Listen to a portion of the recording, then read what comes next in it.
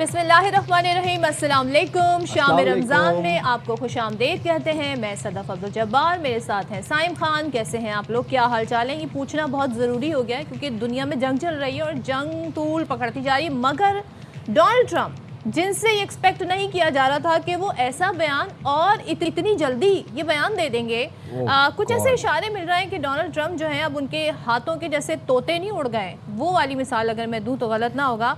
तो सदर अमेरिका के डोनाल्ड ट्रंप साहब, सबको पता है आपको, कहते हैं जी ये जंग जो है बहुत जल्द ख़त्म होने वाली है, ईरान से जंग बहुत जल्द ख़त्म होने वाली है। लेकिन खामनई के बेटे थोड़े से इगोइस्टिकल तो है ना वो, तो कहते हैं जी खामनई के बेटे को सुप्रीम लीडर बनाकर ईरान ने बड़ी गलती कर दी है, नई क़यादत को भी मार देंगे और ईरान में ऐसी तबाही करेंगे कि कभी उभर नहीं सकेंगे। अच्छा, अब ये तो डोनाल्ड ट्रंप ने जो पहले दिन जो एक बात बताई थी, जो ट्वीट की थी कि मकसद क्या है ईरान पे हमला करने का, कि एक तो उनको ये लगा था कि ईरान हम पे हमला कर देगा, मतलब अमेरिका पे हमला कर देगा, इसलिए पहले उन्होंने हमला कर दिया। दूसरा ये कि वो ईरान में रिजीम चेंज चाहते थे। अब रिजीम चेंज के लिए उन्होंने आयतुल्लाह खामनई को शहीद किया और उसके बाद ईरान ने दोबारा से अपना सुप्रीम लीडर मुंतखब कर लिया। उनके जो साहबजादे थे मुश्तबा खामनई, एक्सपेक्टिंग कि लोग जो है ना किसी और को ले आएंगे, कोई नई लीडरशिप। रजा पहलवी शायद किसी न किसी तरह से, हालांकि रजा पहलवी को इतना सपोर्ट नहीं करे डोनाल्ड ट्रंप, उनको तो कहते हैं दिल के अरमा आंसुओं में बह गए ना, तो उनकी मिसाल ऐसे ही है कुछ। बट ये है कि डोनाल्ड ट्रंप अब नाखुश हैं आयतुल्लाह खामनई के साहबजादे जो न्यू आयतुल्लाह हैं मुश्तबा खामनई से।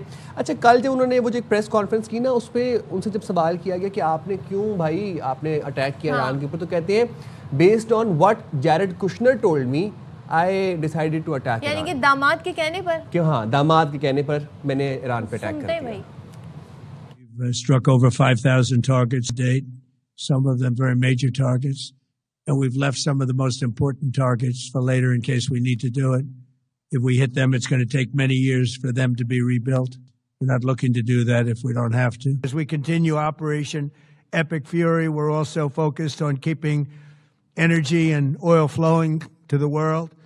And I will not allow a terrorist regime to hold the world hostage and attempt to stop the globe's oil supply. And if Iran does anything to do that, they'll get hit at a much, much harder. Never be able to recover, ever. If they want to play that game, they better not play that game. In the Strait of Hormuz is going to remain safe. We have a lot of Navy ships there. This was just an excursion into something. On Iran, you called it an excursion. You said it would be over soon. Are you thinking this week it will be over? No, Are you talking but soon. about days?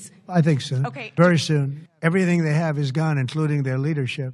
2 levels of leadership, and even actually, as it turns out, more than that. भाई इससे तो बहुत बड़ा U turn कहें तो गलत ना होगा। और वो जो आप दामाद की बात कर रहे थे, हम तो क्रिकेट में ही दामादों से तंग थे। मतलब एक तरफ सुसर दामाद को आगे बढ़ा रहा है, यहाँ दामाद ने सुसर को जंग पे मजबूर कर दिया। वो तो चले खेल का मैदान था, ये तो जंग का मैदान बना दिया ना दामाद दुनिया की मैशियत, लोग, जिंदगियां। और आप ये देखिए कि डोनाल्ड ट्रंप ने कल जो बड़ी इंपॉर्टेंट बात की, जिसमें अब तज्जिया और स्पेकुलेशन ये हैं कि इस बात की वजह से आलमी मार्केट में जो खाम तेल की कीमत है वो कम हुई है, फी बैरल 19-20 रुपए, वो 92 रुपए पे आ गई है। बयान से ये बयान से उन्होंने बयान ये दिया कि it will be over soon, the war will be over soon, because क्योंकि जो एक तो वहाँ पर उनका कि हमने रिजीम को निशाना बनाया, दूसरा हमने बेसिकली ईरान को डिसमेंटल कर दिया। ये डोनाल्ड ट्रंप ने कहा कि वहाँ पे अब उनके पास सलाहियत नहीं रह गई, कैपेसिटी ही नहीं रह गई ईरान के पास टू फाइट बैक। ये डोनाल्ड ट्रंप को ना एक वैसे बड़ा मखसूस और एक ख़ास जुमला है, जो कि हर दफ़ा वेनेजुएला के बारे में भी यही कहा था उन्होंने कि अब वो फाइट बैक नहीं कर सकता, तो हमने उसको बिल्कुल जो है ना वो नाकारा बना दिया। ईरान वाले तो ये कह रहे हैं जी कि ये जंग हम खत्म करेंगे। लेकिन बहरहाल डोनाल्ड ट्रंप के इस इंडिया, ये सिर्फ उन्होंने अभी एक इंडिया इशारा दिया है,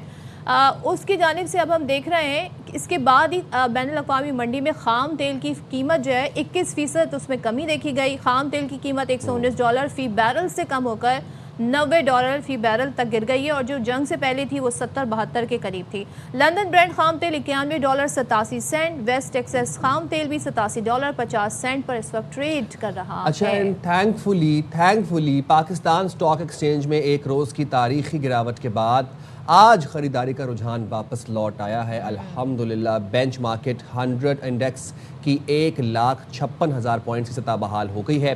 9,696 पॉइंट्स इजाफे से 1,56,177 पॉइंट्स पर कारोबार बंद हुआ। कारोबार के आगाज़ पर ही 5% से ज़्यादा तेज़ी देखी गई और कुछ देर के लिए मार्केट को बंद भी करना पड़ा क्योंकि मार्केट वॉज बूमिंग। तो ये हमने आज आप ये सोचें कि एक डोनाल्ड ट्रंप के इस बयान से कहां पर जाकर इसके असरात, इसका इम्पैक्ट होता हुआ हम देख रहे हैं। हम खाम तेल की कीमत भी देख रहे हैं, इस तरीके से हम स्टॉक एक्सचेंज, आई होप कि दुनिया भर में भी स्टॉक एक्सचेंज ने ऐसे ही बिहेव किया होगा।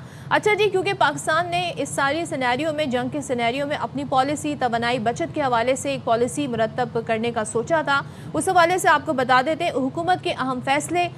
वज़ीर मुशीर 2 महीने की तनख्वाह नहीं लेंगे और 2 महीने के लिए सरकारी गाड़ियों को फ्यूल में 50% कटौती भी कर दी गई है।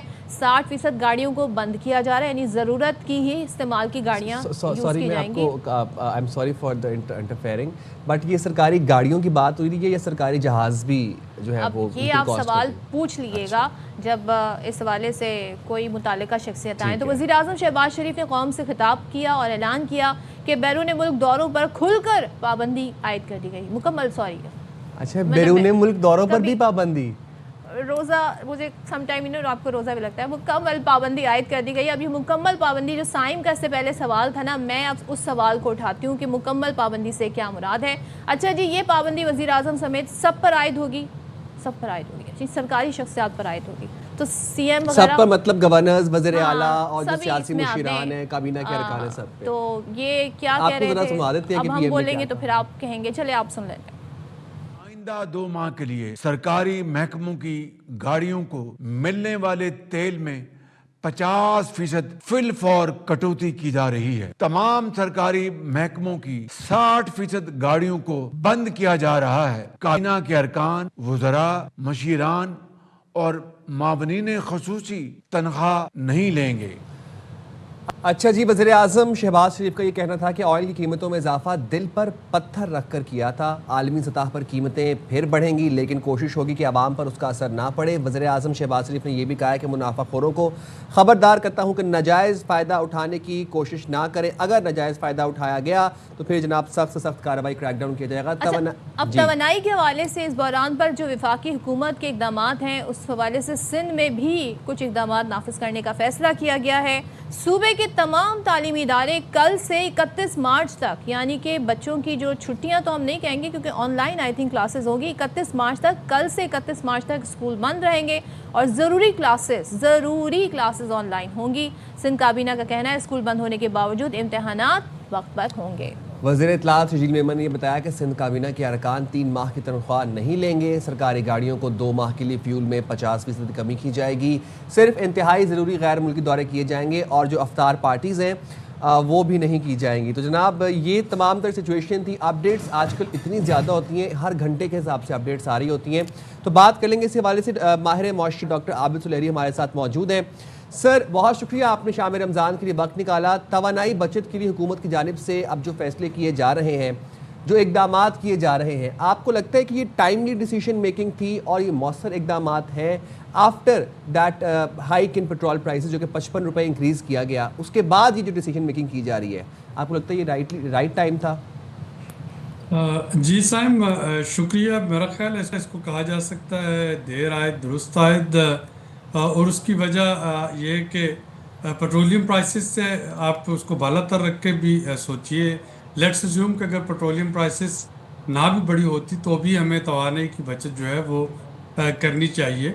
हम इस वक्त एक ऐसी दुनिया में रह रहे हैं जहाँ पे कि रिन्यूएबल का रुझान है, यहाँ पे कि फॉसिल फ्यूल का इस्तेमाल कम से कम किया जा रहा है और दुनिया का आधी से ज़्यादा दुनिया शाम 6 बजे के बाद वहाँ पे कारोबार ज़िंदगी जो हैं वो बंद हो जाते हैं। हमारे बदकिस्मती से शुरू ही शाम को होते हैं, जबकि आपको एनर्जी मैक्सिमम चाहिए होती है। तो ये तो खैर एक बहस है। अब अगर हम देखते हैं कि पेट्रोलियम की कीमतें बढ़ा दी गई और ये जो अनाउंसमेंट्स की, ये दोनों एक दूसरे को सप्लीमेंट कर रही हैं। गो के कल $120 पर बैरल को टच करने के बाद आज जो ब्रेंट है वो इस वक्त $92 पर बैरल को पे फ़रोख्त हो रहा है। अप्रैल के जो सौदे हैं, लेकिन इसमें इतनी ज़्यादा गैर यकीनी है कि ट्रंप की कोई एक स्टेटमेंट या जो इस वक्त कॉन्फ्लिक्ट अफेक्टेड कंट्रीज़ हैं उनका कोई भी एक इक़दाम फौरी तौर पे आलमी मंडी में तेल की कीमतों में जो है इजाफे का सब मूजब बन सकता है। और उसके लिए गवर्नमेंट अगर कुशन रखना चाह रही है तो गवर्नमेंट यकीनी तौर पे कोशिश कर रही है कि जो इस वक्त इम्पोर्ट पे स्पेशली अल्लाह ना करे अगर सप्लाई चेन शॉक होती है तो उस वक्त जो इशू बनेगा उससे बचने की कोशिश की जाए। यहाँ पे कहा जा सकता है कि जो लोग अफोर्ड कर सकते हैं वो शायद 500 रुपये 1000 रुपये लीटर भी डलवाना अफोर्ड कर लें अपनी बड़ी गाड़ियों में, लेकिन क्या सप्लाई जो है वो रहेगी, और अगर सप्लाई अफेक्ट होती है खुदा न खास्ता तो फिर उसको निपटने के लिए किस तरीके से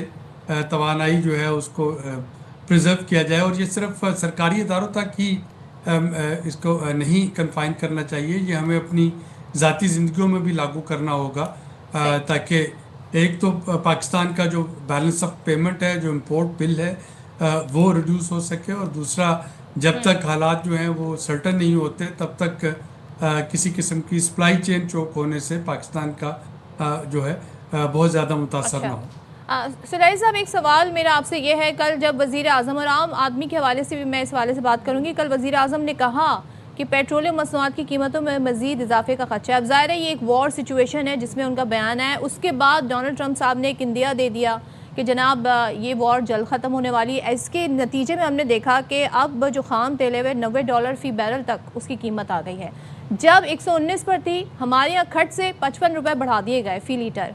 अब मुझे बताइए, यानी 119 था तो हमने 155 बढ़ा दिया। अब मुझे बताइए कि जिस तरह आप ये नीचे आती है कीमत खाम तेल की, तो क्या उतनी ही तेज़ी से बर्क रफ्तारी से वो कीमतें वापस उसी ट्रैक पर आ जाएंगी, यानी 75 पे आ जाता है, 72 पे आ जाता है तेल, खाम तेल, तो हमारी वो पुरानी कीमत वापस आ जाएगी?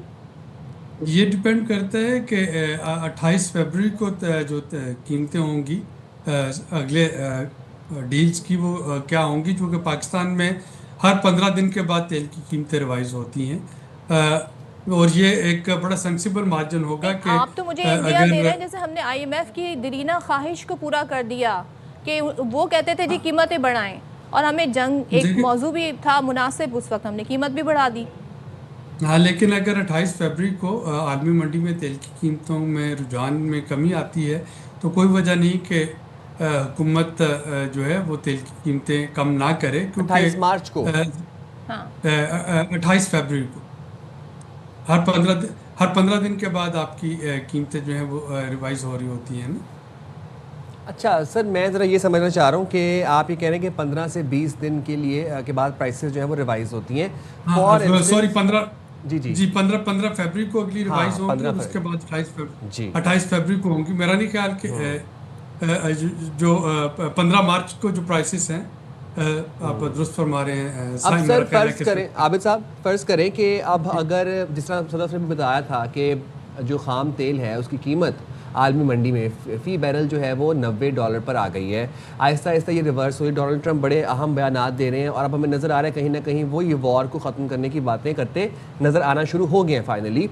अब जब ये प्राइसेस वापस होंगी आलमी मार्केट के अंदर, आप ये प्राइसेस कम होंगी, तो क्या हमें ये तो नहीं बताया जाएगा कि सिंस हमने इन्वेंट्री या स्टॉक ज़्यादा पैसों में मंगवाई हुई थी तो अब हम जो है वो अगले 15 या 20 या 28 दिनों के लिए कीमतें कम नहीं कर सकती, क्योंकि हर दिन जो है वो ये ऑयल कंपनीज जो हैं पाकिस्तानी वो सिर्फ अरबों रुपए कमा रही हैं। अभी पिछले जो इंक्रीज़ हुआ है 55 रुपये, इसमें 19 अरब रुपए इन ऑयल कंपनीज ने कमाया है और हमें ये बताया गया था कि 28 दिन का ज़ख़ीरा मौजूद है। तो जब प्राइसेस कम हो जाएंगी और 28 दिन का इन्वेंट्री हमारे पास हुई तो वो इन्वेंट्री भी हमें फिर हाई प्राइसेस पे मिलेगी। आइडियली तो ये होना चाहिए कि जैसे ऑयल कंपनीज को इन्वेंट्री गेन मिला है, अगर इन्वेंट्री लॉस होता है तो लॉस भी उनको ऑयल कंपनीज को बर्दाश्त करना चाहिए जी।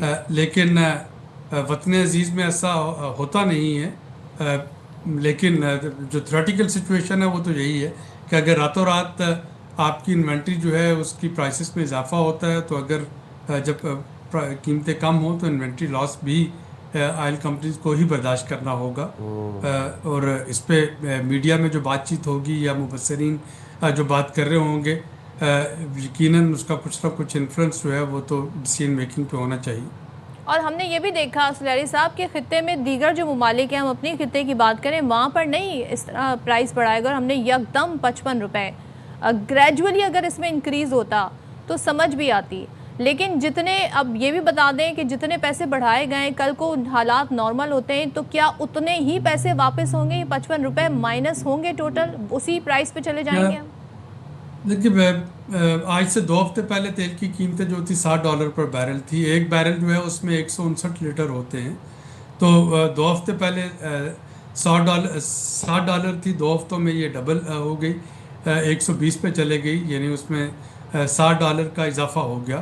पाकिस्तान में जो था वो 55 रुपये पर लीटर बढ़ाया गया। और इसके साथ अगर कोई देखना चाहे तो oilprice.com एक वेबसाइट है जिसमें कि 115 ममालिक में जिस हिसाब से कीमतें कम या बढ़ रही होती हैं वो उसका प्राइस इंडेक्स दिखा रहा होता है। तकरीबन तमाम जो ऑयल इंपोर्टिंग कंट्रीज़ थे वहाँ पे कीमतों में इजाफा हुआ। ये हाँ, अब कहीं पे ज़्यादा इजाफा हुआ, कहीं पे कम इजाफा हुआ, लेकिन इजाफा ज़रूर हुआ। पाकिस्तान के केस में इसमें 3 बड़े फैक्टर हैं। पहला फैक्टर जो है वो तो ये है कि जितना तेल महंगा होगा आलमी मंडी में उतने हमारे डॉलर ज़्यादा स्पेंड कर रहे होंगे। तो सिर्फ तेल की कीमतों को ही मद्देनज़र नहीं रखना, बल्कि ये भी देखना है कि बैलेंस ऑफ पेमेंट का इशू ना बन जाए, क्या हमारे पास डॉलर्स होंगे उस डिमांड को पूरा करने के लिए। दूसरा, चूँकि हम बिल्कुल उस रीजन में बैठे हैं यहाँ पे कि आबनाए हुर्मुज़ चौक होने से सप्लाई बुरे तरीके से मुतासर हो रही है।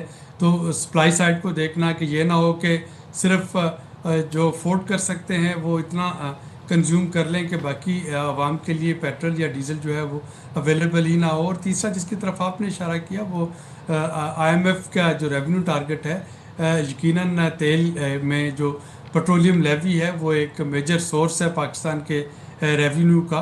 और अगर डायरेक्ट टैक्सेस से रेवेन्यू शॉर्टफॉल आ रही है तो फिर यहाँ से उसको पूरा करना ज़रूरी है। लेकिन वो लेवी की हद तक तो है।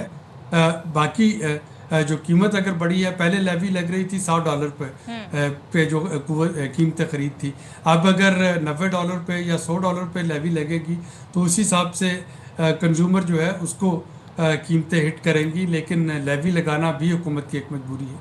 ठीक है, thank you so much doctor Abid Salari साहब। और आइडियली तो वो कहते हैं कीमतें वापस होनी चाहिए, लेकिन लेट्स सी सिचुएशन क्या बनती, क्योंकि IMF भी बड़े अरसे से ये कह रहा था कि आपने जी फ्यूल प्राइसेस बढ़ाने हैं। तो लेट्स सी क्या होता है। चलिए जनाब, मूविंग फॉरवर्ड, खारजा पॉलिसी से मुतल्लिक बहस से इज्तनाब किया जाए। रेड लाइन उबूर की तो कानून हरकत में आएगा, ये मैं नहीं कह रहा, ये वज़ीर कानून आज़म नज़ीर तारड़ कह रहे हैं। वो और ये कहते हैं, मज़ीद ये कहा उन्होंने कि पाकिस्तान के दीगर मुल्कों से ताल्लुकात का मामला रियासत पर छोड़ दें।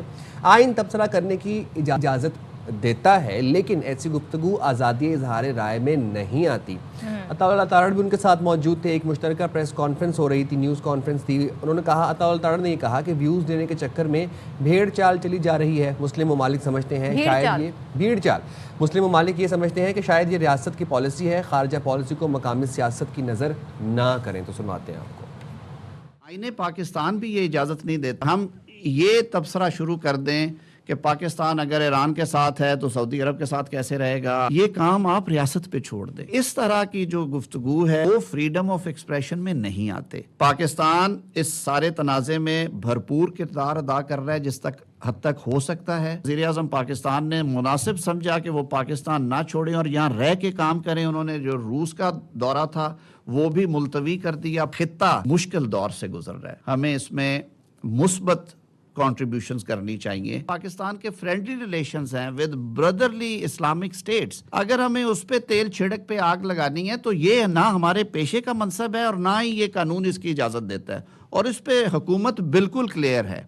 ये रेड लाइन अगर क्रॉस होगी तो कानून हरकत में आएगा। आजकल एक भेड़चाल चल पड़ी है। मैंने वीलॉग पे ज्यादा व्यूज लेने हैं, मैं 2 ममालिक के हवाले से ऐसी बात करूं जिसको ज्यादा व्यूज आए। इन ममालिक के पाकिस्तान के साथ जो अच्छे ताल्लुकात हैं, मुस्लिम ममालिक के, ब्रदर ममालिक के, उनको ये फील होता है कि शायद ये स्टेट की पॉलिसी है, क्योंकि उनके यहाँ जब भी फॉरेन पॉलिसी पे कोई बात होती है और मीडिया में बात आती है वो स्टेट की पॉलिसी को रिफ्लेक्ट करती है। तो वो समझते हैं कि यहाँ भी शायद अगर कोई साहब शाम को एक वीडियो रिकॉर्ड कर रहे हैं, बातचीत कर रहे हैं, तो ये स्टेट की पॉलिसी का हिस्सा है। इसमें एहतियात की जरूरत है। फॉरेन पॉलिसी के मामलात को लोकल पॉलिटिक्स के मामलात की तरह ट्रीट ना किया जाए। तो अच्छा जी, चलें आगे चलते हैं। मूविंग फॉरवर्ड बात करते हैं जी ईरान अमेरिका वाली जो सिचुएशन है, थोड़ा उसको भी मजीद भी डिस्कस मजीद कर लेते हैं, लेकिन उस पर आएंगे। और यहाँ पर हम मजीद क्या करें, अपडेट हमारे पास एक अपडेट है, और अपडेट हमारे पास ये है कि पाकिस्तान में आर्टिकल 19 के तहत आज़ादी इज़हार राय और कानूनी हुदूद व क़यूद वाज़ेह हैं। कानून और इत्तलात के वफाकी वज़रा और वज़ीर मुमलिकत दाखिला ने आज़ादी इज़हार राय से मुतालिक अहम गुफ्तगू की। 2 साल पहले DGISPR भी यही मौक़िफ़ पेश कर चुके हैं। DGISPR का ये कहना है कि आज़ादी इज़हार राय के पीछे छुपकर मुल्क की सालमियत और सिक्योरिटी पर वार नहीं किया जा सकता। आज़ादी इज़हार राय की आड़ लेकर दोस्त ममालिक से ताल्लुकात को नुकसान नहीं पहुँचाया जा सकता। सुनवाते हैं। आर्टिकल 19 बिलाशुबा आज़ादी या इज़हार राय का उसका तहफ़्फ़ुज़ यकीनी बनाता है। आर्टिकल 19 बड़े वाज़े तौर पे ये कहता है कि आज़ादी इज़हार राय के पीछे छुप के पाकिस्तान की सालमियत, सिक्योरिटी और दिफा पर वार नहीं किया जा सकता। आज़ादी इज़हार राय के पीछे छुप के दोस्त ममालिक के साथ जो ताल्लुकात हैं उनको उज़र नहीं पहुँचाया जा सकता। ये भी कहता है कि आज़ादी इज़हार राय का मतलब ये नहीं है कि आप कौम की इखलाकियात तबाह कर दें, आप पब्लिक ऑर्डर और अमनो आमा तबाह कर दें, आप आला अदलिया के वक़ार के मुनाफी बातचीत करें। तो जो आइन और कानून पाकिस्तान है वो बड़ा वाज़े है कि वो रियासत पाकिस्तान के खिलाफ प्रोपेगंडे की और अफवाज पाकिस्तान के खिलाफ प्रोपेगंडे की इजाज़त नहीं देता। एक बात बस आप लोगों को रिमाइंड करवा दूं कि पाकिस्तान भी एक जंग में लड़ रहा है अफगानिस्तान के साथ, खित्ते भी एक जंग चल रही है। आप लोगों ने मिस इन्फॉर्मेशन और डिस इन्फॉर्मेशन से प्लीज़ इज्तनाब करना है। कोई खबर कहीं पर देख रहे हैं उसको एक दफ़ा डबल चेक कर लें, फॉरवर्ड एज रिसीव ना करें, ऐसे ना करें। ये तो बहरहाल हम बहुत दफ़ा, अब तो AI का ज़माना भी, बहुत सारी चीज़ें फेक भी होती हैं। चलिए जी ब्रेक लेते हैं, ब्रेक के बाद वापस आते हैं।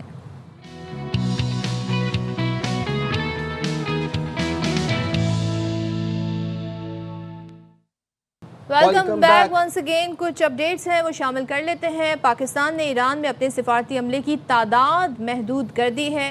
सिफारती ज़राए का कहना है ईरान से गैर सिफारती अमले को हिफाजती तौर पर फ़िलहाल वापस बुला लिया गया है। ज़ाहिर है वॉर सिचुएशन है। ईरान में पाकिस्तानी सिफारतकार मुश्किल हालात में फ़राइज़ अंजाम दे रहे हैं। राजा मोहसिन एजाज मज़ीद डिटेल बताएंगे, बताइएगा राजा मोहसिन।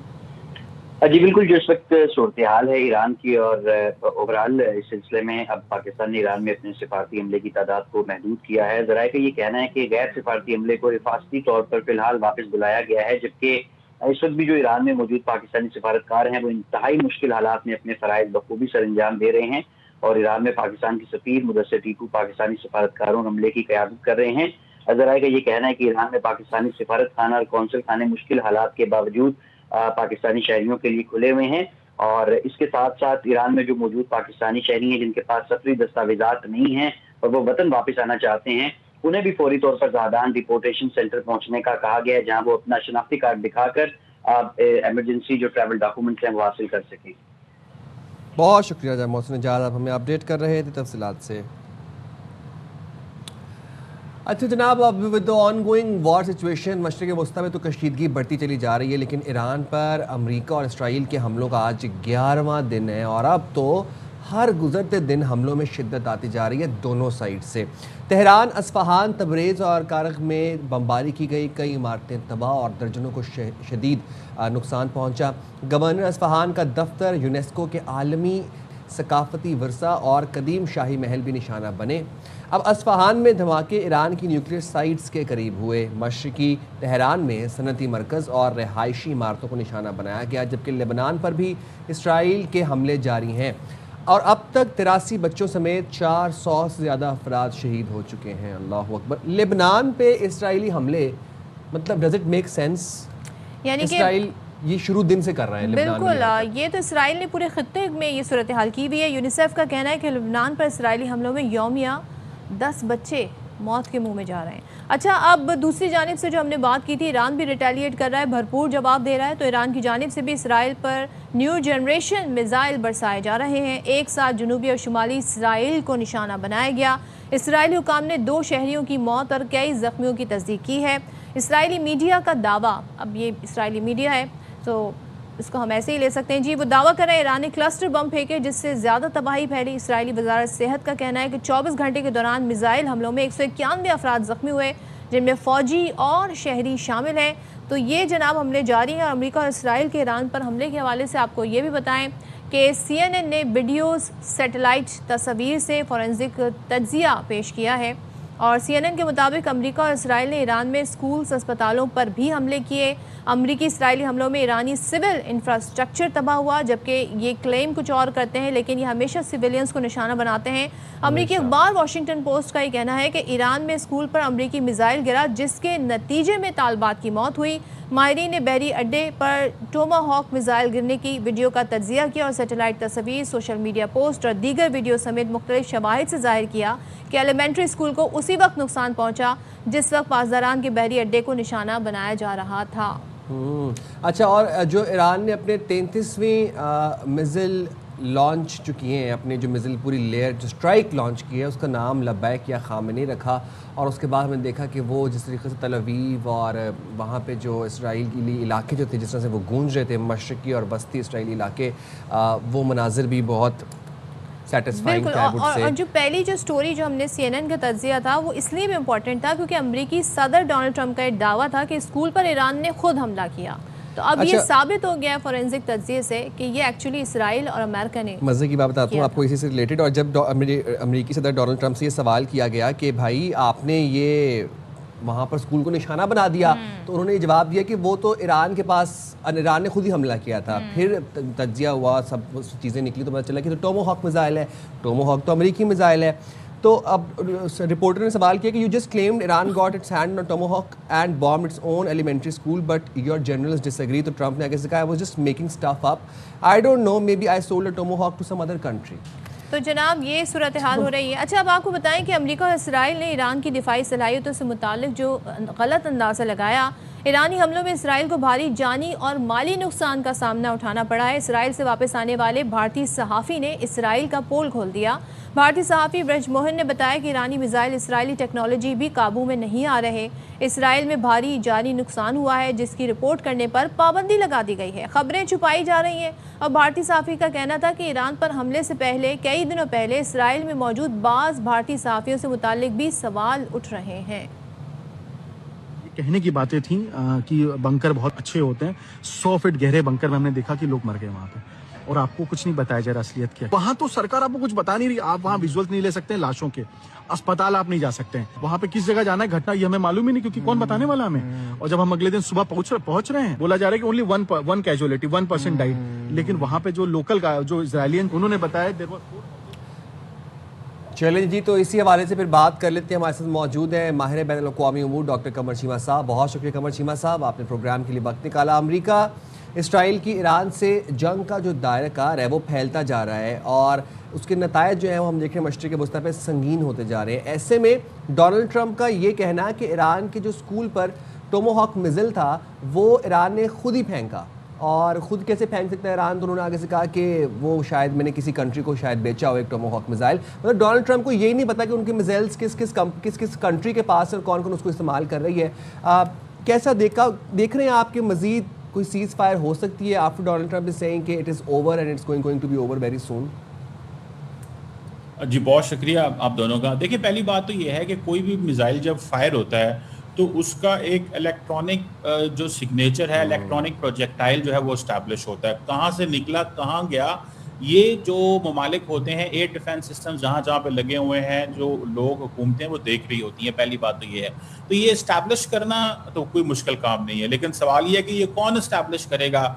अगर उन्होंने मिसाइल मारा है तो क्या कोई इंटरनेशनल कम्युनिटी कोई ऐसा कोई फोरम बनाने जा रही है जहाँ से ये चीज़ें पता चलेंगी कि उन बच्चों को जो है वो एलिमिनेट किया गया? तो मैं समझता हूँ ये तो ऐसे नहीं कहा जा सकता। दूसरी तरफ जो चीज़ है कि बैनुल-अक़वामी दुनिया परेशान है क्योंकि ट्रंप साहब की जो एक्सपेक्टेशंस थी कि जो ईरानियन जो गवर्नमेंट है वो कोलैप्स होने वाली है और जो हमें इस वक्त अगर हम चले जाएंगे, हमला कर देंगे तो बस ये सरेंडर कर देंगे और लीडरशिप को हमने ख़त्म कर दिया, तो समझें अब उसके बाद हम अपना बंदा नॉमिनेट करेंगे।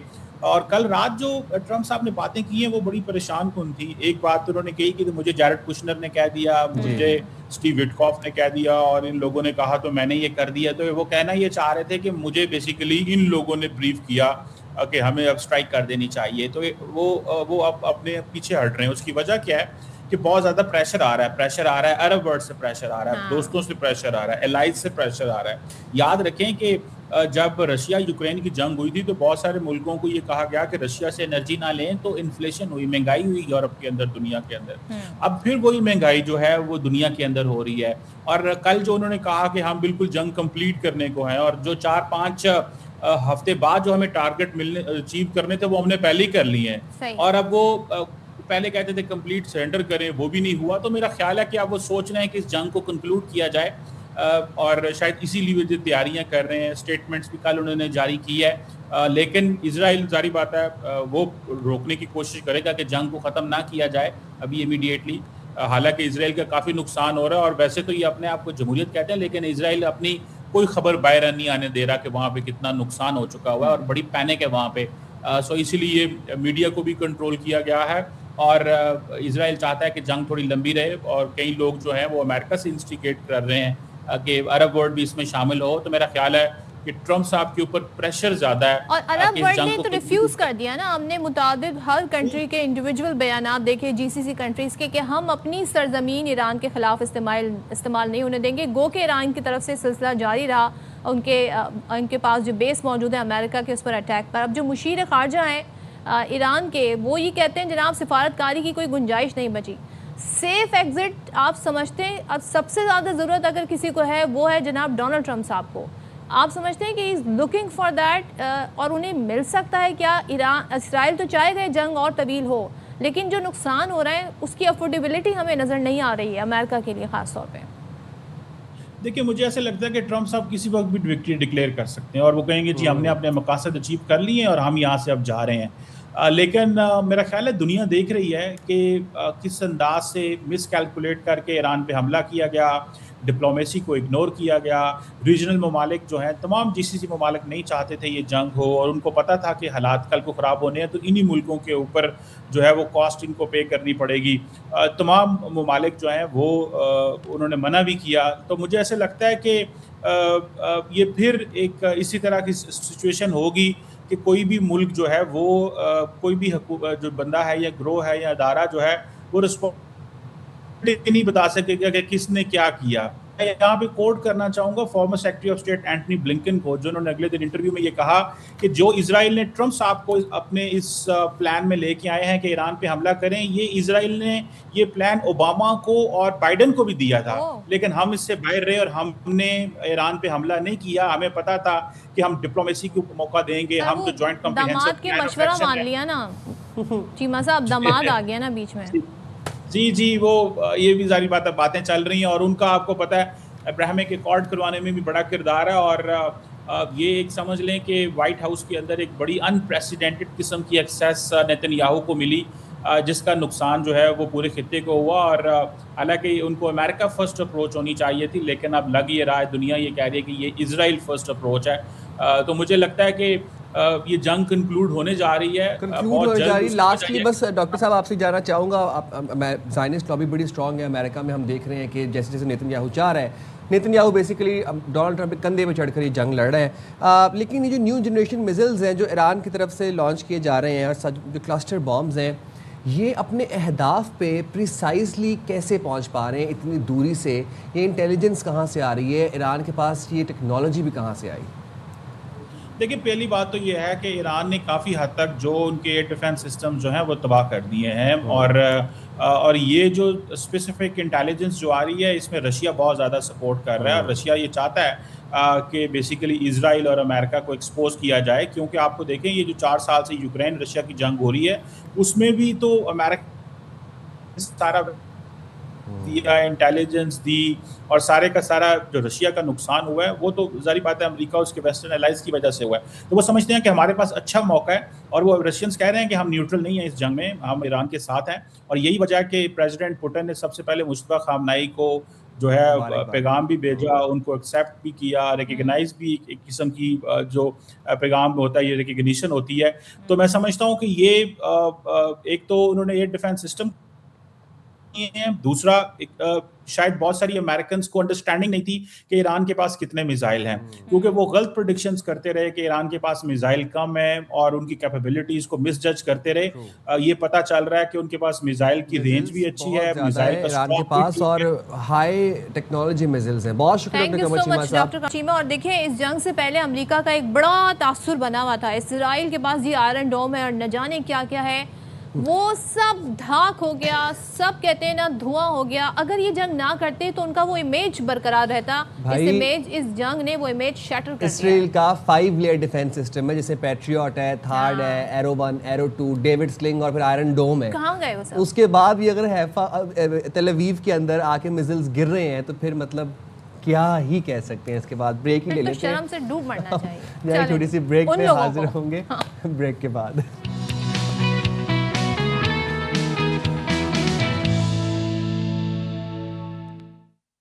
अच्छा जी, तो ईरान की जानिब से जनाब खलीजी मुल्कों पर हमले जारी हैं। बहरीन के दारुल हुकूमत मनामा की रिहायशी इमारत पर ड्रोन हमले में खातून जाँ बहक हुई और 8 अफराद ज़ख्मी भी हुए। सऊदी अरब ने ईरान के ड्रोन हमले नाकाम बना दिए और 9 ड्रोन्स को तबाह कर दिया, मतलब इंटरसेप्ट कर दिया। कुवैत ने ईरान के 6 ड्रोन्स मार गिराए। मुत्तहिदा अरब अमारात ने भी मिसाइल और ड्रोन्स को मार गिराया। ईरान की वजारत ख़ारजा अब ये कह रहे हैं कि तुर्की, कब्रस या आज़रबाईजान पर हमले नहीं किए, दिफाई कार्रवाइयों को दुश्मन इक़दाम नहीं समझना चाहिए। अच्छा जनाब, अब जरा आपको ये भी बता दें कि बहरीन में इसराइल के लिए जासूसी करने वाले भारतीय इंजीनियर को गिरफ्तार कर लिया गया है। और हुकाम ये बताते हैं कि भारतीय टेलीकम्युनिकेशन इंजीनियर नितिन मोहन ने बहरीन के अहम और स्ट्रेटेजिक मकामात की जियो स्पेशल मालूमात, तस्वीरें, वीडियो रिकॉर्डिंग खुफिया तौर पर इसराइली खुफिया एजेंसी मोसाद को फराहम की। और इब्तदाई तहकीकात बताती है कि भारतीय जासूस की फराहम करदा मालूमात गैर मुल्की इंटेलिजेंस के तज्जिए और मुमकिन हदफबंदी में इस्तेमाल हो सकती थी। तो ये तमाम सूरत हाल है, इस पर बात कर लेते हैं। साबिक सेक्रेटरी खारजा जौहर सलीम साहब हमारे साथ मौजूद हैं। थैंक यू जौहर साहब, बहुत शुक्रिया। ज़ाहिर है हम ये देख रहे हैं कि जीसीसी कंट्रीज़ पर और जो वहाँ पर अमरीकी बेसिस हैं उन पर अटैक ईरान के जारी हैं और इसमें बहुत मिक्स्ड खबरें आती हैं। अमरीका और इसराइल इस वक्त हैरान और परेशान है कि किस तरीके से ईरान जो है इस जंग को इतनी आगे लेके जा सकता है। उनके लिए था कि हम तो विक्ट्री डिक्लेयर कर देंगे खामनई के बाद, मगर वो भी ना हो सका। ये जो स्ट्रैटेजी है ईरान की, इस पर आप क्या तज्जिया कीजिएगा? जी बिल्कुल, ईरान की, जिसे मैंने पहले भी अपने कई कमेंट्स में कहा कि उनका जो मेन रिटेलिएशन है, उनकी जो उनके नज़दीक उनकी जो डिटरेंस है वो प्रोजेक्टाइल्स ही हैं, जिसमें मेनली मिसाइल्स हैं और मिसाइल से भी बहुत ज़्यादा ड्रोन्स, क्योंकि ड्रोन्स जो हैं, जो शाहिद ड्रोन्स बनाते हैं, ये इनके लिए वो बहुत ही उनको सस्ता पड़ता है और वो लिटरली वो टेंस ऑफ थाउजेंड्स की तादाद में उन्होंने बनाए हुए हैं। तो इसलिए वो बेसिकली उनके लिए तो कोई मसला नहीं है। लेकिन जो मिसाइल्स हैं उसके खासे ज़्यादा लॉन्चर्स उन्होंने तबाह कर दिए हैं अमेरिकन ने और इसराइलीज ने।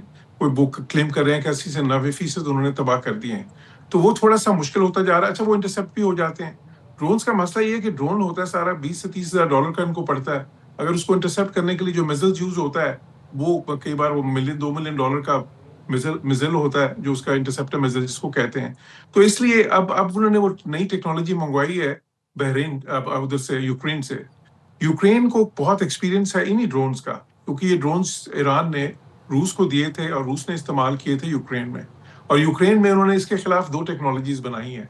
एक छोटे ड्रोन्स बनाए हैं जो इनको तबाह कर देते हैं, और एक इलेक्ट्रॉनिक वॉरफेयर है जिसमें इसका जीपीएस सिस्टम वो डिसेबल कर देते हैं और फिर ये खुद ही जाके तो कहीं डिस्ट्रॉय हो जाते हैं। अब वो उन्होंने यूक्रेनियन एक्सपर्ट्स मंगवाए हैं यहाँ पे, यूक्रेन ने स्पेशली दिया उनको। तो आने वाले आप दिनों में देखेंगे कि शायद ड्रोन्स पहले से ज्यादा वो तबाह करना शुरू कर देंगे, क्योंकि ड्रोन से उनको प्रॉब्लम हो रही है, क्योंकि वो ईरान जो टेक्निक यूज कर रहा है स्वॉर्म्स अटैक्स, यानी कि बहुत सारे ड्रोन्स एकदम फेंक देते हैं। तो फिर उसको मिसाइल्स तो ज़ाहिर उसको इंटरसेप्ट नहीं कर सकते। तो ये अब टेक्नोलॉजी जब आएंगी तो वो फिर थोड़ा सा इनके लिए जरा बेहतर होगा, जो खलीजी ममालिक और बाकी जगह जहाँ पे। जौहर साहब, अगर वैसे तो रशिया जो है वो कहीं ना कहीं इंटेलिजेंस में और बाकी चीज़ों में ईरान की मदद कर ही रहा है, तो अगर यूक्रेनी एक्सपर्ट्स यहाँ आएंगे तो फिर जाहिर सी बात है, फिर आपको लगता है कि रशियन जो वहाँ पर जो एक्सपर्ट्स हैं, जो वहाँ पर साइंटिस्ट हैं, जो वहाँ पर जो अहदेदार हैं, वो फिर ज़्यादा फोकस्डली ईरान की मदद करेंगे या ज़्यादा खुल के कर सकते हैं फिर? जी, वो तो अभी भी कर रहे हैं। देखिए, रशियन जो है उनको 2 तरह से मदद कर रहे हैं ईरान की। एक तो रशियन उनको इंटेलिजेंस प्रोवाइड कर रहे हैं, जिसकी वजह से उनको ईरान को पता चल जाता है, मिसाल के तौर पर कि जिस जगह पे हेडक्वार्टर है लेट्स से CIA का इस जगह पे इसराइल वो जो अमेरिकन सोल्जर्स अगर किसी होटल में ठहरे हैं उसकी इंटेलिजेंस पे उन्होंने बहुत सारी चीज़ों की वो प्रोवाइड कर रहे हैं। दूसरा जो है ये है उनको वो रियल टाइम इंफॉर्मेशन दे देते हैं अपने सैटेलाइट्स, उनके पास बहुत सारे हैं।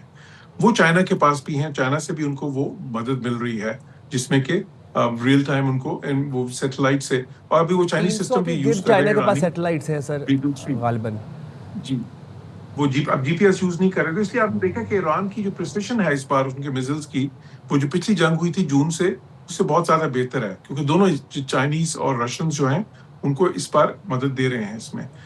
लेकिन दूसरी तरफ हमें ये भी देखना है कि देखें अमेरिकन जिस तरह की बॉम्बिंग वहां पे इजरायलीज ईरान में कर रहे हैं, वो भी काफी ज्यादा वहां पे डैमेज कर रहे हैं ईरान को, तो Iran is taking a lot of hits as well. तो इसलिए अभी जंग जो इंटेंस हो रही है, अब इसमें देखना ये कि सस्टेन कौन सी साइड कितना कर सकती है, क्योंकि प्रेसिडेंट ट्रंप जो है उनका पैमाना जो होता है इस तरह की जंगों का वो बहुत ज्यादा नहीं है। इजरायलीज तो बहुत ज्यादा देर तक भी चाहते हैं कि चलती रहे, लेकिन प्रेसिडेंट ट्रंप आपने देखा उनके कुछ बयानात में अब ये बात आनी शुरू हो गई थी कि जी we are very close to victory, तो क्योंकि वो जो है किसी भी दिन अचानक विक्ट्री डिक्लेयर करके तो वो जो है ना बैक ट्रैक भी कर सकते हैं। कोई एक मकसद जो अचीव कर सके हो अमेरिका और इसराइल ईरान में? जी देखें, अगर हम ऑब्जेक्टिवली देखें तो जो टारगेट्स अभी तक उन्होंने अचीव किए हैं वो ये है कि उन्होंने इनकी नेवी खासी हद तक डिस्ट्रॉय कर दी, जो रही सही भी थी ईरान की जो वेसल्स हैं। ये बताते थे ईरान को, वो थ्रेट इनकी खत्म हो गई है? देखिए जो थ्रेट है न्यूक्लियर नहीं खत्म हुआ पूरी तरह से, मिसाइल्स का थ्रेट भी खत्म नहीं हुआ, उन्होंने डैमेज जरूर किया है दोनों मुल्कों ने मिलके, क्योंकि काफी सारी इनकी मिसाइल साइट्स उन्होंने तबाह की हैं, मिसाइल लॉन्चिंग साइट्स जो है मिसाइल्स की वो भी तबाह किए हैं।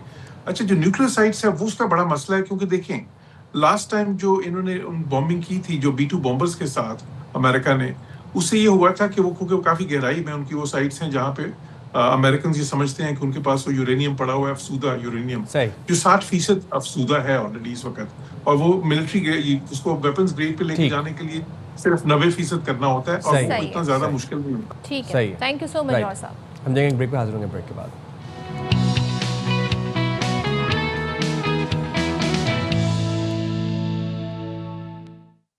अस्सलामुअलैकुम, वेलकम बैक टू शाम रमज़ान। उम्मीद करते हैं आपके रोज़े बहुत अच्छे जा रहे होंगे, ख़ासतौर पर आज का रोज़ा, क्योंकि आज गर्मी भी है। लेकिन सबसे पहले हम आपको एक अपडेट दे देते हैं। अपडेट ये है कि सुप्रीम कोर्ट में बानी पीटीआई की अपीलें समाअत के लिए मुकर्रर कर दी गई हैं। राजा मोहसिन एजाज हमें मज़ीद अपडेट्स देंगे, तो राजा मोहसिन एजाज बताइएगा क्या तफसीलात हैं आपके पास? जी बिल्कुल, ये शहबाज शरीफ की जानिब से हितक इज़्ज़त का केस बानी पीटीआई के खिलाफ दायर किया गया था, और ये इसी केस में ट्रायल कोर्ट की जानिब से बानी पीटीआई का जो हक दिफा था उसे ख़त्म कर दिया गया था।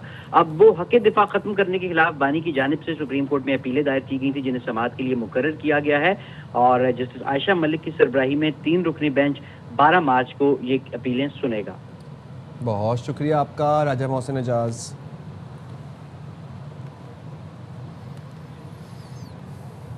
अच्छा, इस खबर से पहले मैंने सोचा जरा अपना गला साफ कर लूं। बड़े दुख दिए इन लोगों ने हमें। लेकिन लोगों की बात हो रही है, ये हमारी जो 11 खिलाड़ी खेलते हैं क्रिकेट टीम की, उनकी बात कर रही हूँ। तो पाकिस्तान और बांग्लादेश वनडे सीरीज कल से ढाका में शुरू हो रही है। अभी वो जख्म हमारे क्या कहते हैं भरे नहीं थे T20 वर्ल्ड कप के। अब हमारी सीरीज शुरू हो रही है। बांग्लादेश से ट्रॉफी की रनुमाई कर दी गई है।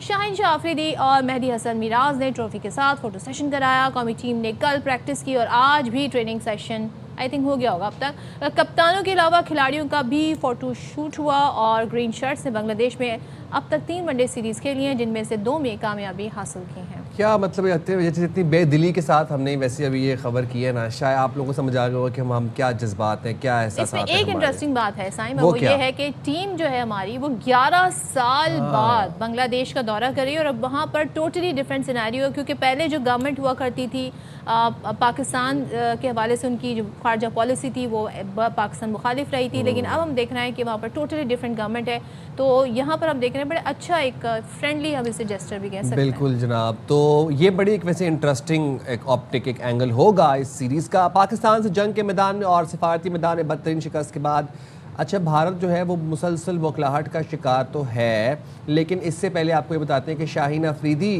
ODI सीरीज़ के हवाले से क्या तासुरात रखते हैं, ज़रा वो सुनवाते हैं आपको। Look, no one drop for this series. We just want to give opportunity for our youngsters, and they also are our future. We just need to ready our team for the World Cup. Tabzada will be like, he's a top performer. There will be Maas Sadakat will be open, and Shamil Hussain will be one down. So there will be like a 3 debut team, and I hope they will play their own game and show their skills. Pakistan team knows for fast bowling, and I will definitely go with fast bowling and make sure like fast bowler takes wickets and also spinner contribute. We played last 2 ODI series against South Africa and Sri Lanka, so we played a very good cricket, so we just continue that.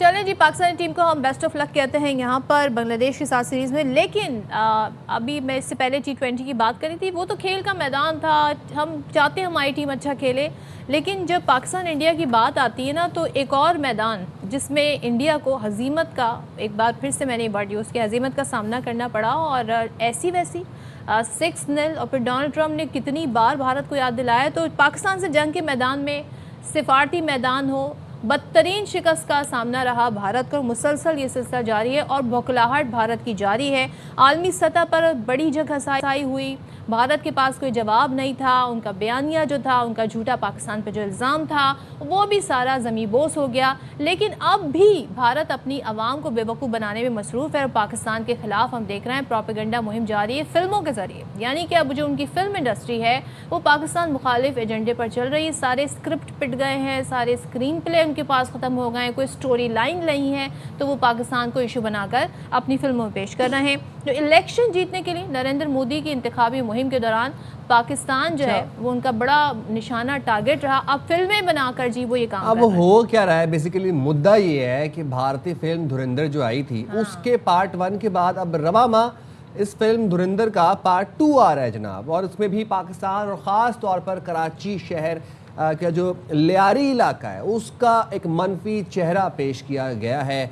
तो धुरंधर 1 के बाद अब धुरंधर 2 भी आ रही है, और ये सिर्फ और सिर्फ मोदी की फाशिस्ट पॉलिसीज़ को प्रमोट करने का एक तरीका है। हिंदुत्व का प्रचार करने वाला मोदी और उसकी एक जो कितने ऑब्सेस्ड हैं पाकिस्तान ऑब्सेस्ड हैं, क्योंकि पाकिस्तान के अलावा मंजन बिकता नहीं है ना मोदी का, फिर मैंडेट भी तो वोट भी तो लेना है उसने। चलें तो बात कर लेते हैं जिनसे हम बात करने जाए, उनका खुद का ताल्लुक लियारी से है, बड़े वोकल रहे। पहला जो पार्ट आया था उस हवाले से भी उन्होंने गुफ्तगू की थी, यानी कि पीपल्स पार्टी के सीनियर रहनुमा नबील गबोल साहब हमारे साथ हैं। Thank you so much Nabeel साहब फॉर ज्वाइनिंग अस। अब ज़रा बताइएगा, पहला पार्ट आ गया, हम समझ रहे थे जनाब अब ज़रा इन्हें कुछ शर्म आएगी, कोई हया आएगी, लेकिन इन्होंने दूसरा पार्ट भी बना दिया है लियारी के ऊपर। लियारी मुखालिफ, पता इन्हें है कुछ नहीं, लेकिन ये एक प्रोपेगेंडे के तौर पर अब फिल्मों का इस्तेमाल हो रहा है। तो क्या कहेंगे, जंग में तो बहादुरी दिखाई नहीं, अब फिल्म के ज़रिए ही कुछ करने की कोशिश कर रहे हैं। ये जो फिल्म इन्होंने बनाई है, इसने इन्होंने अपने पैर पे खुद कुल्हाड़ी मारी है। एक तो इन्होंने माना है कि ये जो है एजेंट्स बेचते हैं, पहले ये कहते थे हम कोई एजेंट्स नहीं बेचते हैं, पहले तो इन्होंने ये माना है। और ये जिस तरीके से दिखाया है, ये देखें, ये जो इनको शिकस्त मिली थी पिछले साल, जिस तरह इनके तैयारे गिराए गए, उनके पास और कोई तरीका नहीं है पाकिस्तान से लड़ने का, तो वो इस तरीके से जो है मीडिया के जरिए, या जिस तरह आपको याद होगा जब ये जंग चल रहा था सॉरी मेरा गला भी खराब है, तो जंग जब चल रहा था तो उस वक्त भी इन्होंने जो है जिस तरह मीडिया में जिस तरह शोर मचाया कि जी इतना हमने जो है मिसाइल गिरा दिए, हमने कराची पोर्ट पे हमला कर दिया, इनका एक बेवकूफ जो है मेजर, पता नहीं क्या नाम है, गौरव उसका नाम है, रिटायर्ड मेजर है, वो बड़ा, हाँ, वो उछलता रहा, उसने कहा लो जी कब्जा हो गया कराची पे, लो जी ब्रेकिंग न्यूज है, इनके पागल हो गए इनके एंकर ऐसे सही। तो ये एक पागल कौम है, ये एक डरपोक कौम है, और आपको पता है हिंदुस्तानी जो है ये सिर्फ कोशिश करते हैं पाकिस्तान को डिफेंड करने के लिए। अब उन्होंने टारगेट लियारी को बनाया। लियारी देखे, आप तो अच्छी तरह लियारी को जानती है, लियारी जो है बिल्कुल 3 साल तक गैंग वॉर रहा है, लेकिन लियारी के टैलेंट को भी तो शो करे ना, लियारी के फुटबॉलर्स को भी दिखाए, लियारी के सिंगर्स को भी दिखाए, कैफे खलील को दिखाए जो लियारी का बच्चा है, इसी तरीके से जो बॉक्सर्स है उनको दिखाया, वो नहीं दिखाया, लेकिन सिर्फ गैंग दिखाया और एक नाकाम कोशिश की जिसमें देखिए लियारी को कोई नुकसान नहीं पड़ा, लियारी तो वैसे ही मशहूर हो गया पूरी दुनिया में, जिसको ये भी नहीं पता था कि लियारी है कराची में, उनको भी पता चल नबील गया। साहब, मैं आपसे जानना चाहूँगा कि जो लियारी का टैलेंट है, लियारी के बॉक्सर्स हैं, लियारी के बच्चे हैं जो कि फुटबॉल। आलमी चैंपियनशिप्स खेल रहे हैं, फुटबॉलर्स हैं, सिंगर्स, रैपर्स हैं, ये तो हमने दिखाने हैं ना। जब धुरंधर 1 आई थी उस वक्त ऐलान किया था हुकूमती नुमाइंदगान ने कि अब हम भी एक मूवी बनाएंगे जो कि लियारी का असल चेहरा दिखाएगा। वो मूवी कहाँ पे है, रिलीज हुई नहीं हुई, अभी तक हम तक नहीं पहुंची ना वो हमने देखी। अब धुरंधर 2 आ गई है, धुरंधर 2 भी प्रोपेगेंडे से भरपूर है, साजिश से भरपूर है। सर हम क्यों नहीं काउंटर मूवीज बना रहे इनका नैरेटिव काउंटर करने के लिए? हम अपने शहरों की, अपने हीरोज की मूवीज क्यों नहीं बना रहे? हम इनको दिखाएं कि क्या मतलब मूवी बना के क्या दिखाएंगे? पूरा सोशल मीडिया भरा हुआ है, पूरा आप यूट्यूब में, इन्होंने देखे, इन्होंने एक रिसर्च किया लियारी के ऊपर, एक रिसर्च किया मेरे ऊपर जो मेरा किरदार दिखा है टोटली उसका ऑपोजिट हूं मैं। आपको पता था, आपको पता ही होगा, बल्कि सदफ उस जमाने में लियारी आई भी थी, आपने देखा होगा कि गैंग वॉर का मुकाबला मैंने किया था, पीपल्स पार्टी ने किया था, मैंने किया था। वो दूसरी बात है कि पीपल्स पार्टी के कुछ ऐसे वज़रा या कुछ ऐसे लोग थे जिन्होंने उनके साथ मिलते थे, लेकिन उनको पार्टी से निकाल दिया गया, जैसे कि जुल्फ़िकार मिर्जा टाइप हो। लेकिन बाद में क्या हुआ कि मैंने इनको फेस किया और इनको बाकायदा ख़त्म कराने में जो मेन किरदार था पाकिस्तान रेंजर्स का था, और उसमें जो लोकल किरदार था वो मेरा था। अब ये आप आ जाइए कि आप उसका असल चेहरा, लियारी का असल चेहरा दिखाने में नाकाम सिंध हुकूमत ने तो कहा था, सिंध हुकूमत ने मेरे लियारी के नाम से एक मूवी बनाई, जिसको हमने कहा कि इसको और अच्छे तरीके से बनाए ताकि ट्रू फेस ऑफ लियारी नजर आए। शायद उसके ऊपर इंफॉर्मेशन डिपार्टमेंट काम कर रही है, लेकिन बेहतर होगा कि अगर आप इसकी यही बात इंफॉर्मेशन मिनिस्टर से पूछें। अच्छा नबील साहब, ये मुझे बताइएगा कि ज़ाहिर है पूरा पाकिस्तान है, फिर कराची इतना बड़ा शहर है, फिर लियारी, तो आपके ख्याल में लियारी को ही क्यों फोकस किया इंडियन स्क्रिप्ट राइटर्स ने? लियारी को देखे ना, मैं यही कह रहा हूँ, लियारी को इन्होंने बदनाम करने की कोशिश की, लेकिन लियारी तो मशहूर हो गया। टारगेट इसलिए किया इन्होंने क्योंकि लियारी में सारे मुहब्बे वतन पाकिस्तानी रहते हैं। लियारी में इसलिए टारगेट किया कि ये समझते थे कि लियारी के जो बलोच है वो पाकिस्तान के साथ नहीं है, शायद ये इनका एक इम्प्रेशन था जो टोटली गलत है। लियारी के बलोच सारे जो है वो पाकिस्तान के नारा लगाने वाले हैं, वो पाकिस्तान का झंडा उठाने वाले हैं। उन्होंने जो है एक नाकाम कोशिश की, जिस तरीके से आप देखें कि उन्होंने बलूचिस्तान में जो कुछ हो रहा है वो कौन कर रहा है? इंडिया के फंड से हो रहा है ना। और ये जो फिल्म है ये भी फंडेड बाय रॉ है। ये फिल्म तो खुद मोदी ने पैसे लगाए अपने इलेक्शन में कामयाबी के लिए, अपने जो अभी इनके जो मिड टर्म इलेक्शन आ रहे हैं, स्टेट्स के इलेक्शन आ रहे हैं, उसमें कामयाबी के लिए, लेकिन ये बुरी तरह नाकाम हुआ है। तो मैं कह रहा हूँ ना, जिस टानी पे ये बैठते हैं ये उसी को काटते हैं, तो और ये खुद गिरे उसी के अंदर। और सर आपके किरदार के साथ तो वैसे बड़ी ज्यादती की गई पार्ट 1 के अंदर, अब पार्ट 2 में आपका किरदार होगा, आपको क्या लगता है? वैसे जब मैंने इनका एक ट्रेलर देखा जो यूट्यूब पे चल रहा है, उसमें आखिरी में मेरा पार्ट इन्होंने दिखाया है, तो मेरे ख्याल में देखें, मेरे पार्ट के बगैर तो लियारी नामुकम्मल है ना। Lyari means Nabeel Gabol means Lyari. 40 साल हो गए मैं लियारी से इलेक्शन लड़ते हुए आ रहा हूँ, तो मेरे पार्ट के बगैर, और मेरे लेकिन पार्ट को हकीकत में इन्होंने जो है ना उसको एक कमजोर दिखा दिया। अच्छा। एक बिल्कुल ही इस किस्म का कैरेक्टर दिखा दिया जो एक कॉमेडियन है, जबकि आप सबको पता था कि मेरा पार्ट जो है बड़ा इम्पोर्टेंट पार्ट रहा है। लेकिन चले ये अपना फिल्म बनाने के लिए और फिल्म को ज्यादा जो है उसमें डांस और म्यूजिक दिखा दिया। कौन सा सच ही दिखा रहे हैं? वो सारा प्रोपेगेंडा है। कौन सा सच? मैं वही तो कह रहा हूँ, कौन सा सच? सब एक उन्होंने जो है ना एक हाइप क्रिएट किया और एक नाकाम कोशिश की, और लियारी का असल चेहरा नहीं दिखा। इंशाल्लाह लियारी का असल चेहरा जो ये फिल्म बना रहे हैं, मेरा लियारी बन चुका है, उसमें हमने कहा थोड़ा और एडिट करें ताकि लियारी का असल चेहरा दिखाया जा सके। बिल्कुल, और आपका भी एक स्ट्रॉन्ग किरदार दिखाया जाए। वैसे जब आपने पहली दफ़ा अपना किरदार देखा था तो आपको तो मतलब गुस्सा आया होगा कि यार इतना ऑपोजिट मेरा किरदार बना दिया, मतलब मुझे ऐसे कॉमिक किरदार बना दिया। बिल्कुल, बहुत ही मुझे गुस्सा आया, और मैं इससे पता चल जाता है कि जो डायरेक्टर है उसने सही मेरे ऊपर रिसर्च नहीं किया। अगर वो रिसर्च करता है ना मेरे ऊपर, तो शायद मेरा कैरेक्टर कुछ और होता है। तो सर आपको तो देखते ही लियारी याद आ जाता है। आप लियारी से, जैसे अभी आप कह रहे हैं लियारी आपसे, सर लियारी में लाइट के बड़े इश्यूज़ हैं, तो इसके लिए भी आप हमने कहा आपकी मौजूदगी का फ़ायदा उठा के पूछ लूँ आपसे कि लियारी में लाइट के इश्यूज़ कब तक हल हो जाएंगे? लियारी में बिल्कुल लाइट का बहुत बड़ा मसला, बल्कि पूरे पाकिस्तान में जब मैंने चेयरमैन बिलावल भुट्टो जरदारी साहब को कहा कि आपने ये जो 5 अरब रुपए से स्कीमें शुरू की है नेस्पा के थ्रू लियारी ट्रांसफॉर्मेशन प्रोजेक्ट के नाम से, जहाँ पे रोड सड़कें बन रही है, कम्युनिटी सेंटर्स बन रहा है, सिविक सेंटर बन रहा है, तो मैंने ही तजवीज दिया था चेयरमैन बिलावल को कि लियारी के अंदर एक सोलर पार्क बनाया जाए, जिसमें लोगों को मिनिमम 5 किलोवाट का सोलर के जरिए हम लाइट पहुंचाए। क्योंकि देखिए सड़कें बन जाएंगी, कम्युनिटी सेंटर बन जाए, लेकिन अगर लाइट नहीं होगा तो वो फिर मजा करकरा हो जाएगा। तो चेयरमैन साहब ने अग्री किया और अब इसी जो लियारी ट्रांसफॉर्मेशन प्रोजेक्ट एक नया बनाया चेयरमैन बिलावल ने, उसमें ये भी प्रोजेक्ट रखा हुआ है कि लियारी को जो है फी घर को एटलीस्ट 5 किलोवाट जो है लाइट दिया जाए। तो आप वैसे कोई टाइमलाइन दे दें कब तक फिल्म आ रही है जिसमें असल लियारी का चेहरा जी पाकिस्तान दिखाने जा रहा है? ये तो बेहतर ये है कि आप नादिर गबूल से पूछे ना, जो तर्जुमान है सिंध हुकूमत का, जिसको आप लोग हमेशा बुलाते हैं। आप तो बड़ी आसानी से घर में उनसे पूछ सकते हैं, उसको ज्यादा पता होता है। और शर्जील मेमन साहब उनके मिनिस्टर इंफॉर्मेशन के, उन्होंने हमें ये खुशखबरी दी थी कि मेरा लियारी के नाम पे फिल्म बना है, जिसमें ये जो आयशा उमर जो एक्ट्रेस है वो मेन कैरेक्टर अदा कर रही है एक फुटबॉलर का। तो आप अभी रमजान है, बल्कि आप लोगों को तो चाहिए, मैं तो एक रिक्वेस्ट आप लोग से करूंगा ARY से कि रमजान में आप जाकर देखें। मैं आपको 1-2 वीडियो भेजूंगा बच्चों का, जो 10 साल के 12 साल के बच्चे जिस तरह फुटबॉल खेल रहे हैं, स्ट्रीट फुटबॉल, आप वो जाके देखिए। हर गली में स्ट्रीट फुटबॉल है, वो दिखाएं। अगर आप मैं आपको भी वीडियो भेजूंगा तो आप हैरान हो जाओगे। एक बच्चा बड़ा माशाल्लाह जबरदस्त, हमारे प्रोग्राम में तो अक्सर और बेशतर लियारी का टैलेंट आता रहता है। हम तो बच्चे जाते हैं, वो आलमी चैंपियंस जीत के आते हैं, चैंपियनशिप जीत के आते हैं, मेडल्स लेके आते हैं, अक्सर आए रहते हैं लियारी से बच्चे।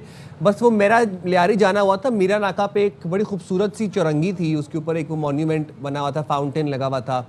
अब मैं गया हूँ सर, तो वहाँ पर वो अजीब सा एक वो चौबारा सा बना दिया, मनशियात के आदि अफराद वहाँ बैठे हुए हैं। वो बड़ा दुख होता है सर, वो मीरा नाका वाली वो चौरंगी देख के।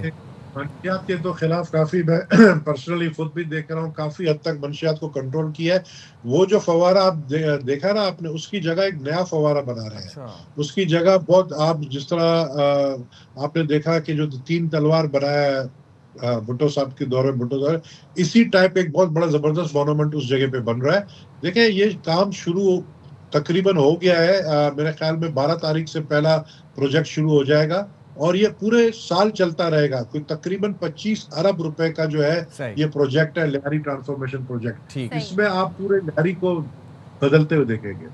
Thank you so much. Nabeel Gabol साहब, रहनुमा पीपल्स पार्टी, हमारे साथ मौजूद थे और इस सूरत हाल पर बात कर रहे थे। और वही कहते हैं बहुत जल्द जी पाकिस्तान के जो लियारी का असल चेहरा है वो सामने लेकर आएंगे और इंडियन प्रोपेगेंडे का जवाब दिया जाएगा। अब क्या सोच रहे हैं? अब मैं ये सोच रहा हूँ कि आपको एक भाई आजकल एक बारिश की बड़ी खबरें हैं और काली बारिश के नाम से एक कैप्शन आता है और लोग बड़े परेशान हो जाते हैं। तो आपको तो पता ही है जंग हो रही है और ईरान में तेल के बड़े ज़खायर पर होने वाली शदीद बमबारी के बाद खित्ते में एक नए माहौलियाती चैलेंज जो है उसके ख़तरे ने घंटी बजा दी है। माहिरीन कहते हैं जी हमलों के नतीजे में फ़ज़ा में कार्बन, सल्फ़र और जहरीली गैसेस के बादल बुलंद हो गए, जिन्हें उन्होंने तेहरान और उसके गिरदोनवा में मुबैना तौर पर तेज़ाबी बारिश, जिसे लोग ब्लैक रेन का नाम भी दे रहे हैं, ऐसी खौफनाक सूरत हाल पैदा कर दी है।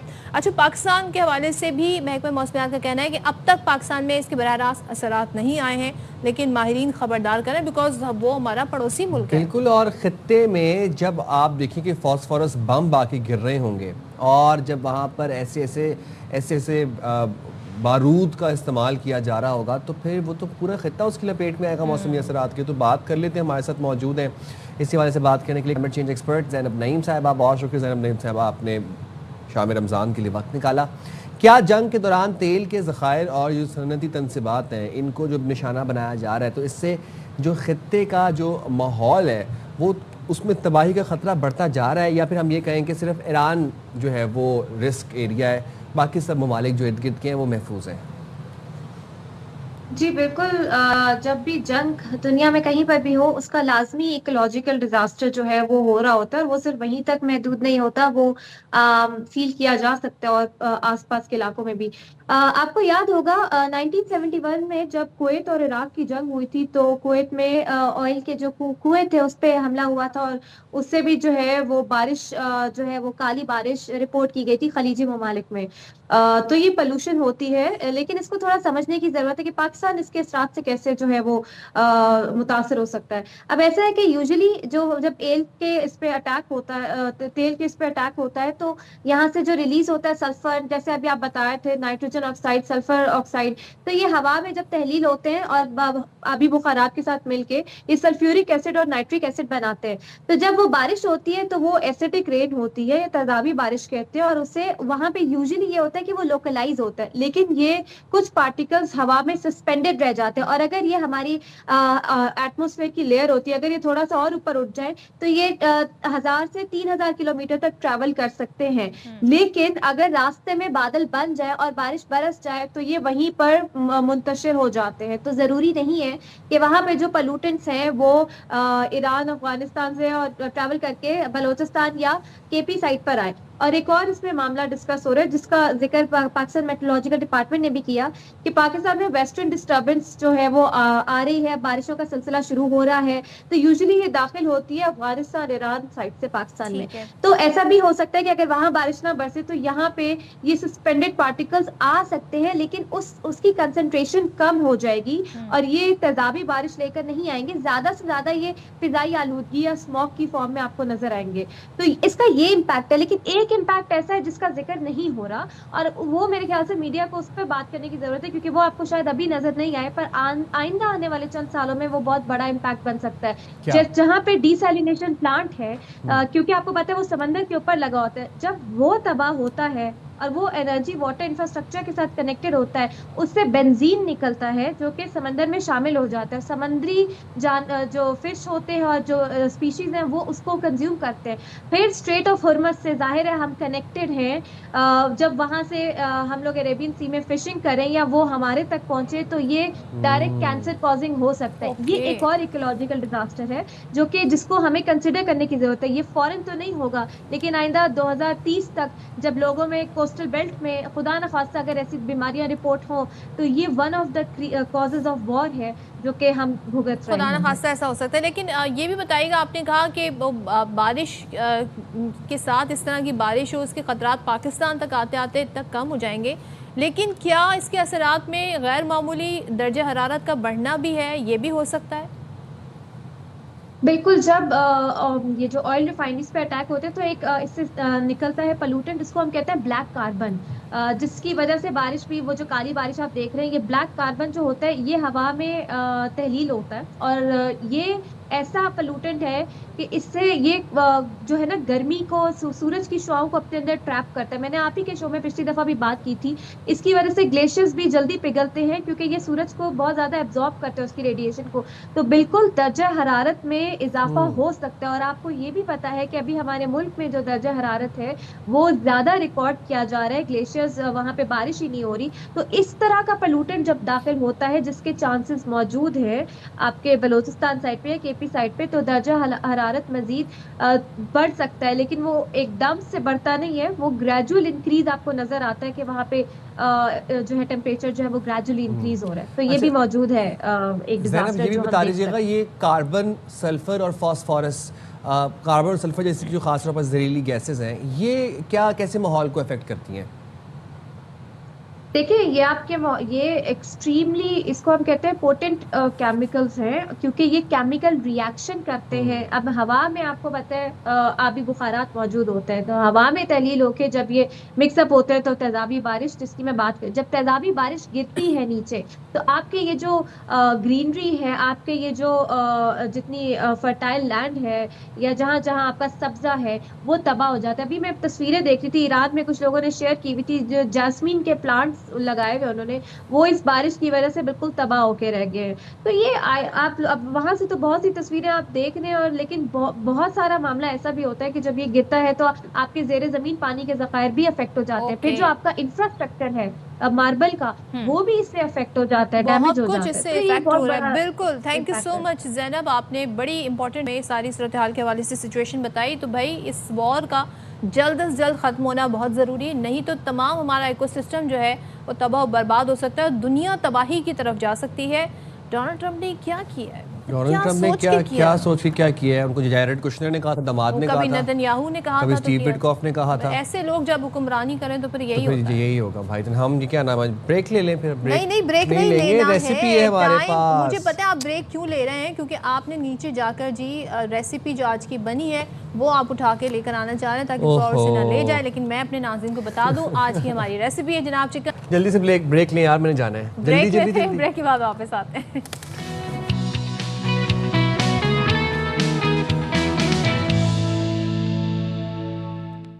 Welcome back. और आपको पीएसएल से बड़ी ज़बरदस्त खबर इस वक्त देते हैं। एचबीएल पीएसएल 11 सीज़न होने जा रहा है शुरू। तो कराची किंग्स के डेविड वार्नर कप्तान बरकरार रहेंगे।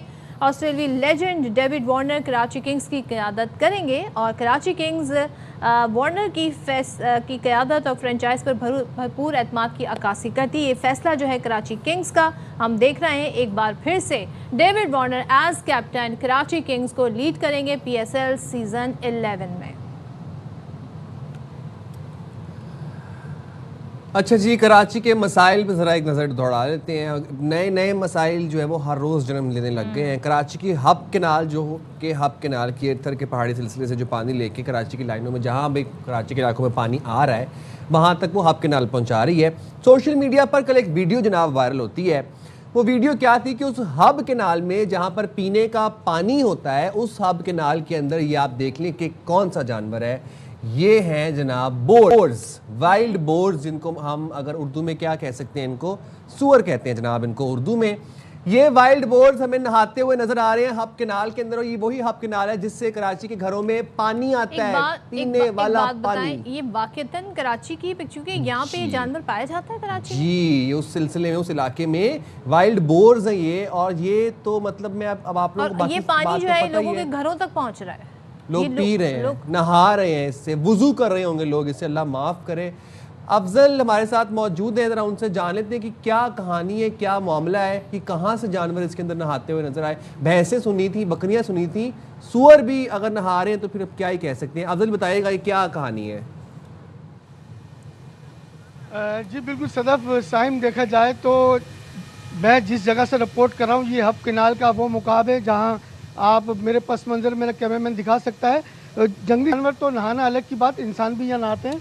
देखिए बड़ी तादाद में नौजवान आपको नहाते दिखाई दे रहे हैं। और ये ओपन नहर है, ये हब डैम से आ रही है, ये पहाड़ों से होती हुई, जंगलात से होती हुई और मुख्तलिफ मकामात से होती हुई ये जाती है वाटर कॉरपोरेशन के सबसे बड़े प्लांट पे, जहाँ पानी जो है फ़िल्टर किया जाता है, जहाँ पानी को पीने के इस्तेमाल में लाया जाता है। ये डायरेक्ट पानी जो है डायरेक्ट शहरियों के नलकों में नहीं पहुंच रहा, ये बाकायदा तौर पर वाटर कॉरपोरेशन के प्लांट में जाता है। जाने के बाद वहाँ फ़िल्टर होता है, फिर केमिकल डलते हैं, फिर इसको पीने के काबिल बनाया जाता है। उसके बाद ये लाइनों में दाखिल होकर शहर की गलियों में दाखिल होता है। जी बट स्टिल कोई यहाँ पर लोगों को रोकने के लिए कोई इंतजामात नहीं किए गए। यहाँ भी हम देख रहे थे आपके पीछे लोग इस नहर में नहा रहे हैं, फिर ये जानवर हमें यहाँ पर नजर आया, कपड़े धो रहे हैं। मतलब इसकी हिफाजत पे कोई मामूल नहीं है कि साफ पानी हर शहरी का हक है पीना। तो ये पानी किस तरीके से लोग कंज्यूम करें, आप मुझे बताएं, इस पर क्या एक्शन होना चाहिए। सदफ देखा जाए तो कमिश्नर कराची की जानिब से दफ़ा 144 नाफिज की गई।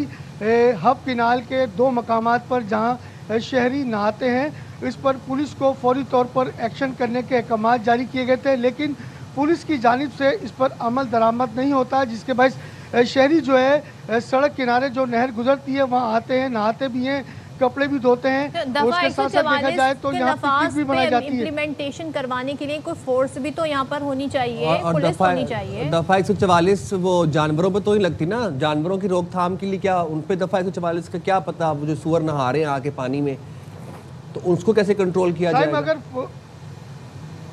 साइम अगर देखा जाए, अगर उस फुटेज को आप गौर से देखें, जिस तरीके से वो फुटेज बनाई गई है, यहाँ तो कराची के खिलाफ साजिश लगती है, क्योंकि कराची के शहरियों को डराने के हवाले से कि कराची पाक के शहरी जो तो साजिश आप कह रहे हैं, मगर जो आपके पीछे मंजर हम देख रहे हैं वो तो कहीं से साजिश हमें नजर नहीं आ रही है, ये भी साजिश है। नहीं सदफ देखा जाए तो ये साजिश नहीं, लोग नहाते पिकनिक मनाने आते हैं, दफा 144 का नफाज है, ये पुलिस की जिम्मेदारी है। जिस तरह से आप देख सकते हैं कि लोगों को रोकने की जिम्मेदारी। मुझे एक बात बताएं, नहीं मुझे एक बात बताएं, या तो हो ना कोई नाला हो, कोई गंदा पानी हो तो समझ में आता है कि उसमें जानवर भी नहा रहे हैं, इंसान भी नहा रहे हैं, कि चलो खेतों को सप्लाई हो रहा है, फसलों को जा रहा है। ये साफ पानी, मीठा पानी जो कि घरों में आ रहा है लोगों के, उसमें आप कह रहे हैं कि अगर इंसान नहा भी रहे हैं और कपड़े भी धो रहे हैं तो कोई बात नहीं, वो पिकनिक करने आए हुए हैं। 144 लगी हुई है, मतलब क्या समझाना क्या चाह रहे हैं आप? नहीं नहाना चाहिए। मैं ये कहना चाह रहा हूँ कि साइम कि यहाँ लोग नहाते हैं, इनको रोकने के लिए जो मौसर इकदाम किए जाने थे पुलिस की जानिब से वो नहीं किए जा रहे। ज़िला इंतज़ामिया ने इस पर दफ़ा 144 नाफिज की हुई है। डीसी की जिम्मेदारी है कि वो यहाँ आए, असिस्टेंट कमिश्नर की ड्यूटी लगाए कि यहाँ बाकायदा तौर पर जो नहर के जाने वाले जो सड़क के रास्ते होते हैं उनको यहाँ तो बंद किया जाए ताकि शहरी यहाँ ना आ सके। ताहम देखा जाए तो कच्चे का इलाका है, इस कच्चे के इलाके में जाना हर आदमी की बस की बात नहीं, ये यहाँ के आबादी के मुकामी लोग हैं। अच्छा, आप कैसे पहुँच गए फिर इस कच्चे के इलाके में? ख्याल रखिएगा अपना। अल्लाह, बहुत शुक्रिया अपडेट कर रहे थे। कराची के जो रोज़ रोज़ मसाइल एक नए तरीके से हमारे सामने आते हैं ना, मैं तो बस उस पर क्या ही कहूँ। मैं बस भाई वो शुक्र है ये नहीं कह दे कि AI है, वरना आजकल तो ये भी है ना कि हर चीज़ पे कह दो कि AI है। दिख रहा है, कह रहे हैं साजिश। चलो हम जाएंगे छोटी सी ब्रेक पे, हाजिर होंगे ब्रेक के बाद। स्टे देयर विद अस।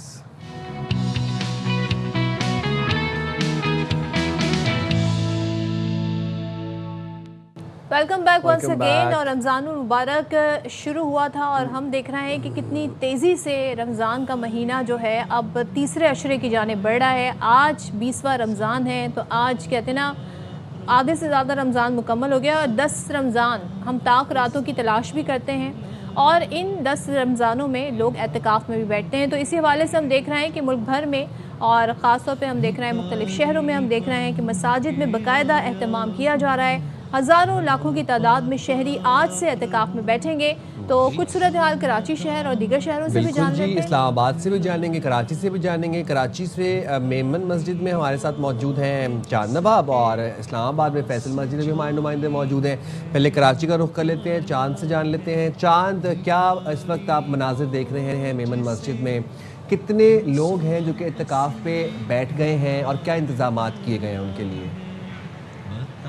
जी बिल्कुल, आपने सही कहा कि मेमन मस्जिद जो है ये शहर की जामा मस्जिद में इसका आती है और हज़ारों की तादाद में यहाँ एहतिकाफ़ में बैठने के लिए आए हुए तमाम इंतज़ाम मुकम्मल कर लिए गए। शहर के दीगर इलाकों में हज़ारों की तादाद में मसाजिद है जिनमें भी एहतिकाफ़ में लाखों लोग बैठ रहे हैं। और ये जो आखिरी अशरात पे जो है ताक रात भी तलाश की जाती है, शब मेराज की ये वो रात है जिस पे ताक रात है जिसका जिक्र किया गया है और अल्लाह के हजूर दुआ करते हैं, कुरान शरीफ पढ़ते हैं, नवाफिल पढ़ते हैं। तमाम इंतज़ामात मुकम्मल कर लिए गए हैं और एहतिकाफ़ जो है चाँद देखने के साथ ही जो ईद का चाँद उसके बाद एहतिकाफ़ ख़त्म होता है। जो एहतिकाफ़ में बैठ रहे हैं उनकी फैमिली यहाँ उन लोगों को छोड़ने भी आ रही हैं और बड़ी तादाद में शहर कराची के अलावा दीगर शहरों से भी लोग यहाँ मसाजिद में जो जामा मस्जिद में एहतिकाफ़ में बैठने के लिए आए हुए हैं। और यहाँ पर काफ़ी मेरे खब में भी देखा जा सकता है एहतिकाफ़ की तमाम तैयारियाँ मुकम्मल कर ली गई हैं। नमाज़ मगरिब जब 21वें रमज़ान का आगाज़ होगा तो लोग एहतिकाफ़ बैठ जाएंगे। इस्लामाबाद का रुख करते हैं, गुलाम उवैस हमारे नुमाइंदे वहाँ से साथ हैं। गुलाम उवैस बताइएगा, हम पीछे देखते हैं फैसल मस्जिद देख सकते हैं, कितनी तादाद में एहतिकाफ़ में बैठते हैं अमूमन लोग यहाँ पर? आप हमें क्या इंतज़ामात के हवाले से बताइएगा। जी, इस्लामाबाद की सबसे बड़ी फैसल मस्जिद में एहतिकाफ़ के इंतज़ामात मुकम्मल किए गए हैं और इस वक्त बड़ी तादाद में जो एहतिकाफ़ करने वाले लोग हैं वो फैसल मस्जिद में पहुंच चुके हैं। मस्जिद इंतज़ामिया से हमारी बात हुई तो उनका ये कहना था कि इस मरतबा 473 लोग फैसल मस्जिद में एहतिकाफ़ की सादत हासिल कर रहे हैं और इनके पास जो इंतज़ामात थे वो तकरीबन 500 लोगों के इंतज़ामात यहाँ पे किए गए थे। वैसे तो फैसल मस्जिद में बहुत बड़ी जगह है लेकिन स्पेशल एहतिकाफ़ के लिए एक मखसूस जगह बनाई गई है जहाँ पे एहतिकाफ़ करने वाले लोग मौजूद होंगे और 473 उनकी तादाद है। उनके लिए सैर और अफ्तार का इंतज़ाम भी मस्जिद इंतज़ामिया की तरफ से किया जाएगा और इसके अलावा फैसल मस्जिद के इर्द गिर्द सिक्योरिटी के भरपूर इंतज़ाम किए गए हैं। जिन लोगों ने एहतिकाफ़ करना था उनसे पहले उनकी स्क्रूटनी की गई, उनसे क्वाइफ तलब किए गए और फिर उनको अंदर जाने दिया गया। इस वक्त भी अगर बात की जाए तो फैसल मस्जिद के अतराफ में सिक्योरिटी के भरपूर इंतजाम किए गए। इंतजाम किए गए। बहुत शुक्रिया आपका चांद, आपका बहुत शुक्रिया, आप हमें अपडेट कर रहे थे। गुलाम अवैस और चार नवाब हमारे साथ मौजूद थे। हम जरा एक दफ़ा आपको लाहौर भी लिए चलते हैं। लाहौर में क्या इंतजाम किए जा रहे हैं सिक्योरिटी के हवाले से, बाज़ारों में कितना रश है और क्या वहाँ पर इंतजाम किए गए, हमें अहमर खोकर इस हवाले से अपडेट कर रहे हैं। अहमर बताएगा कि अब सिंस अब रमज़ान आहिस्ता आहिस्ता ख़त्म हो रहा है, ईद आने वाली है, फैमिलीज़ बाहर निकलेंगी, बाज़ारों में रश होगा, सिक्योरिटी के हवाले से क्या इंतजाम किए जा रहे हैं लाहौर में? देखें साइम, सिक्योरिटी के हवाले से ना अब जो है ये ज़रा ज़्यादा सख्त वक्त शुरू हो चुका है, क्योंकि जब भी आखिरी अशरा होता है तो लाहौर में जो चोरी डकैती की वारदातें हैं वो भी बढ़ जाती हैं। लेकिन जब से डीएजी ऑपरेशंस फैसल कामरान आए थे लास्ट ईयर, तब ये देखा गया कि ग्राफ जो है चोरी डकैती का काफ़ी कम हो गया। अब तरीक़ा वारदात जो है चोरों डकैतों का वो बिल्कुल चेंज हो चुका है, ख़त्म हो चुका है, क्योंकि जो ऑपरेशन पुलिस है वो बहुत ज़्यादा एक्टिव दिखाई दे रही है। अभी भी अफ्तारी होने में बिल्कुल कम ही वक्त है, लेकिन जो लाहौर पुलिस है बहुत मुतहरिक है और सिक्योरिटी बाकायदा तौर पर फराहम कर रहे हैं, खुद भी खड़े हैं। डीआईजी ऑपरेशंस लाहौर हमारे साथ मौजूद हैं और ये खुद इस वक्त नाके पर मौजूद है जबकि अफ्तारी का वक्त होने वाला है। अस्सलाम वालेकुम। शहरी जो हैं उनको तहफ़्फ़ुज़ भी देना है, अफ्तारी का वक्त भी होने वाला है और आखिरी अशरा भी शुरू होने वाला है। आखिरी अशरे में देखा जाता है कि बड़ी चोरी डकैती की वारदातें बढ़ जाती हैं। लास्ट ईयर काफ़ी जो है वो ग्राफ कम रहा, तो इस बार भी क्या कहेंगे?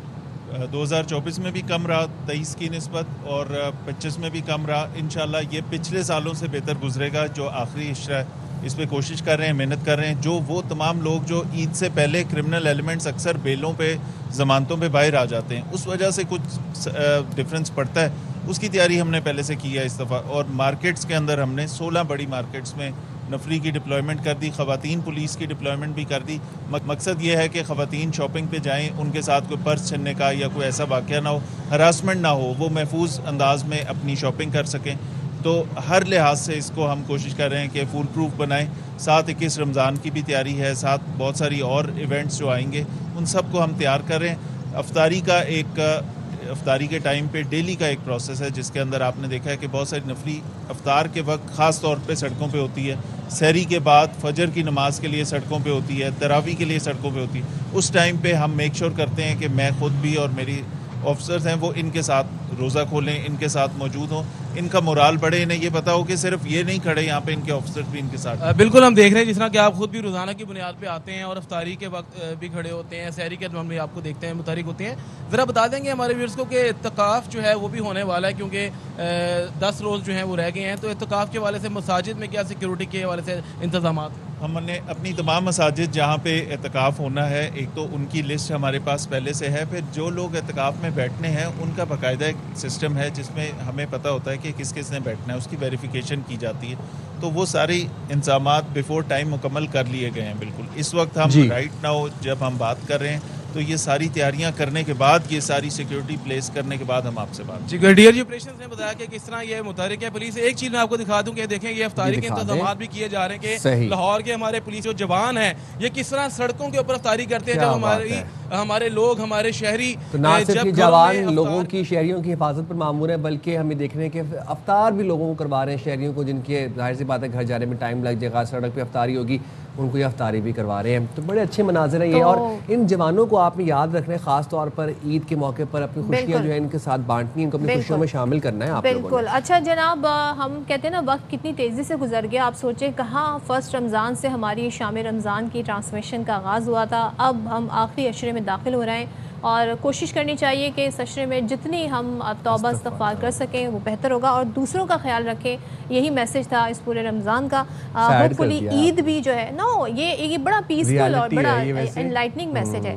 चले जी, इसी के साथ आपसे इजाज़त चाहते हैं। अपना ख्याल रखिएगा बहुत सारा। अल्लाह हाफ़िज़। पाकिस्तान जिंदाबाद।